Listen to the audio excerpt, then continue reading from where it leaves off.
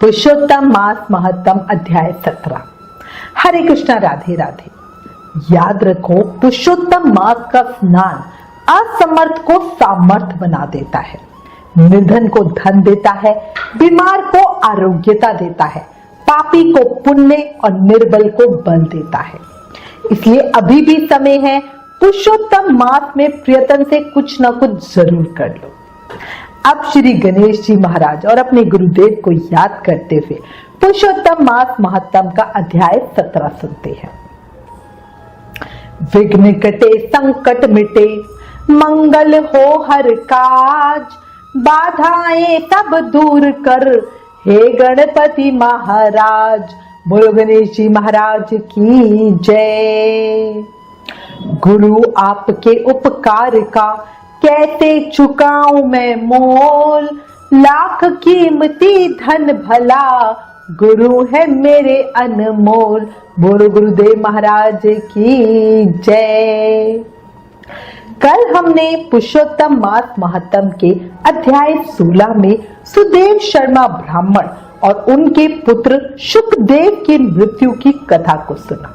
अब आगे देव ऋषि नारद जी ने भगवान से पूछा, हे कृपा के सिंधु, उसके बाद जागृत अवस्था को प्राप्त उस राजा दृंधनवा का क्या हो, सो मुझसे कहिए, जिसके सुनने से पापों का नाश कहा गया है। भगवान श्री नारायण बोले, राजा दृंधनवा अपने पूर्व जन्म की कहानी सुनकर बहुत आश्चर्य से भर उठे। सुदेव शर्मा ब्राह्मण के रूप में अपने पूर्व जन्म की इतनी कथा सुनने के बाद आगे का विवरण जानने की उनकी आकांक्षा और भी अधिक बलवती हो उठी। उन्होंने महर्षि वाल्मीकि से आगे की कथा सुनाने की प्रार्थना की। अपने पूर्व जन्म के चरित्र को सुनने से आश्चर्य युक्त तथा और सुनने की इच्छा रखने वाले राजा दृंधनवा से वाल्मीकि ऋषि बोले, हे राजन, अपनी पत्नी की ऐसी कर्ण प्रिय शीतल वाणी को सुनकर सुदेव शर्मा धैर्य धारण कर श्री हरि भगवान में चित्त को लगाते हुए उनके ध्यान में मग्न रहकर जीवन बिताने लगे। कुछ काल यूं ही बीत गया। एक दिन सुदेव शर्मा ने दीर्घ श्वास लेकर दीन मुख होकर सोचा कि जो होने वाला है वो होगा। ऐसा मन में निश्चय कर कुशा, फल फूल, समिधा आदि लेने के लिए वन की ओर चले गए। हरि चिंतन में ही लगे रहते। इस प्रकार करते करते सुदेव शर्मा का कितना ही समय बीत गया। एक दिन बाद में वो समिधा, कुशा, फल पुष्प आदि लेने के लिए वन को गए।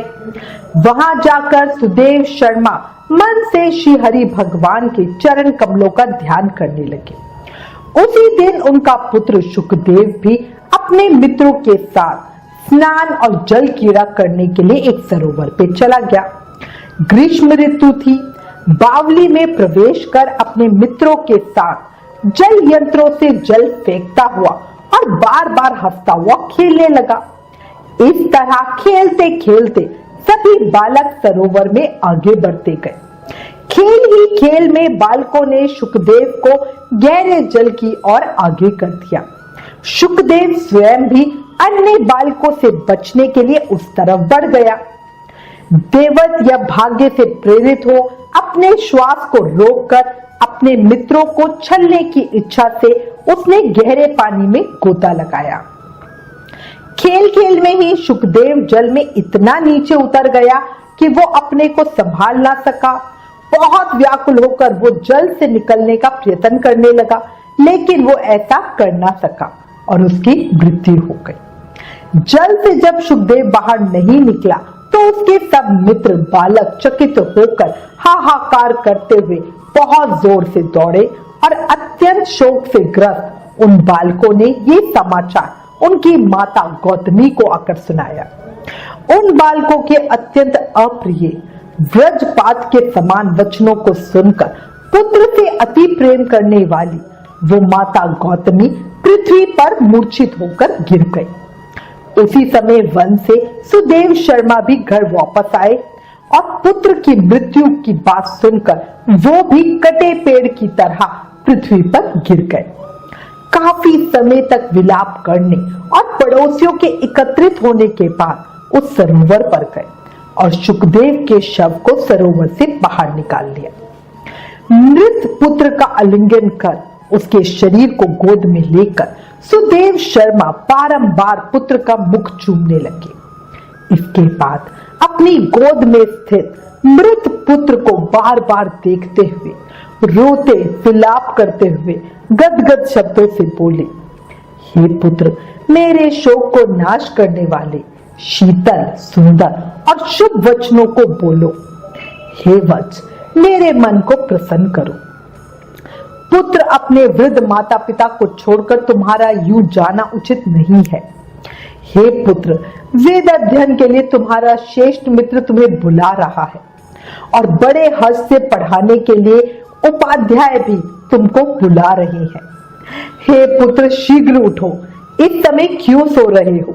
तुमको छोड़कर घर नहीं जाऊंगा। घर में मेरा क्या काम है? तुम्हारे बिना इस समय मेरा घर खाली जंगल के समान हो गया है। तुमको फल मूल प्रिय हो तो मेरे सामने अभी उठो।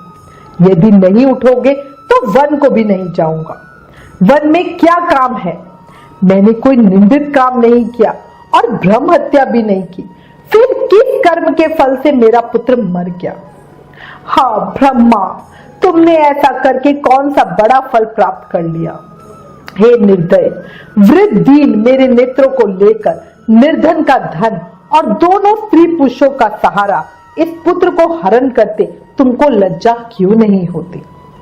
सर्वत्र तुम दयालु हो, परंतु मेरे विषय में निर्दयी हो गए हो, सो क्यों कहो? हाय, आश्चर्य है मेरे भाग्य से ये उल्टा कैसे हुआ। स्वभाव से सुंदर पुत्र की खोज इस समय में कहां से करूं? हे पुत्र, तुम्हारे मुख और सुंदर नेत्रों को कहां देखूंगा? मेघ जल को वर्षता है, पृथ्वी धान्य को पैदा करती है, पर्वत रत्नों को और समुद्र मुक्तासार मणि को देते हैं, परंतु उस देश को नहीं देखता हूं जहां मरा हुआ पुत्र मिलता हो, जिसके शरीर का आलिंगन कर हृदय के ताप को छोड़ता। हे वत्स, तुम एक बार शीघ्र वचन सुनाओ और दया करो। तुम्हारी माता लज्जा छोड़कर चील के समान विलाप करती हुई रो रही है। हे पुत्र, तुमको देखकर तुमको दया क्यों नहीं आती? माता पिता की आज्ञा के बिना तुम कभी बाहर नहीं गए। हे पुत्र, हम दोनों से बिना पूछे ही दूर के मार्गों को क्यों जा रहे हो? इस समय किसके वेदाध्ययन की उत्तम वाणी को सुनूंगा? हे वत्स, आज तुम्हारे और तुम्हारे मनोहर मधुर वचन के स्मरण से मेरा हृदय 100 टुकड़े नहीं हो रहा, क्योंकि मेरा हृदय लोहे के समान है।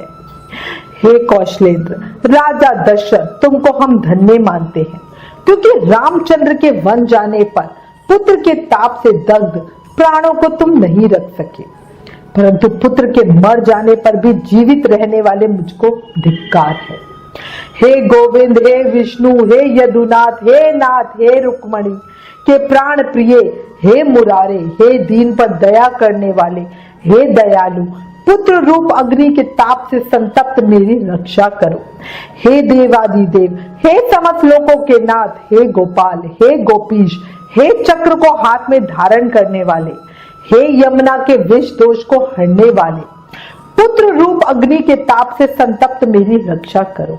हे बैकुंठ के वासी विष्णु, हे नरकासुर के नाशक, हे चराचर के आधार, हे संसार रूप समुद्र से पार करने के लिए जहाज रूप अर्थात संसार समुद्र से पार उतारने वाले, हे ब्रह्मादि देवताओं से नमस्कृत चरण पीठ वाले, पुत्र रूप अग्नि के ताप से संतप्त मेरी रक्षा करो।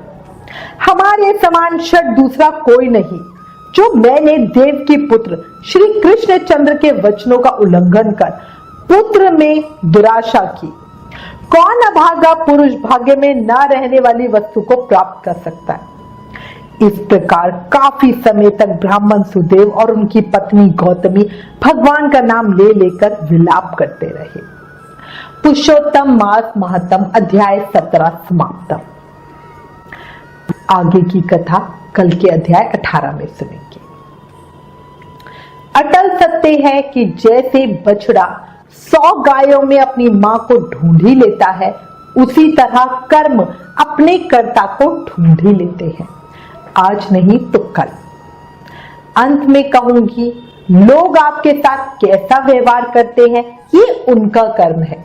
उनके व्यवहार पर आपकी जैसी प्रतिक्रिया होती है, मतलब जैसा रिएक्शन होता है, उससे आपका कर्म बनता है। याद रखो, आपके जीवन का हर पल और आपके आसपास होने वाली हर चीज किसी ना किसी पिछले कर्म का ही परिणाम है। पहले क्या किया नहीं पता, पर अब क्या हो सकता है वो तो आपके हाथ में है।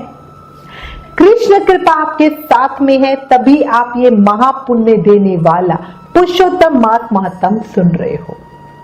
अब इस कृपा को और बढ़ा लो, अभी भी समय है, सब ठीक कर लो और हर समय, हर पल, हर सांस के साथ प्रेम से, मन से, भाव से जाप करते रहो। हरे कृष्ण कृष्ण कृष्ण हरे हरे, हरे राम राम राम हरे हरे। याद रखो, कलयुग केवल नाम आधार। सिर्फ नाम जाप करके ही कृष्ण भक्ति, प्रेम, मुक्ति, शक्ति सब पाया जा सकता है। प्लीज इन वीडियोस को ज्यादा से ज्यादा शेयर करके पुरुषोत्तम मास के प्रभाव को सबको बताओ, अपने शास्त्रों का ज्यादा से ज्यादा प्रचार करो, ये भी एक सेवा है। Please like, share and subscribe. Thank you. Hare Krishna.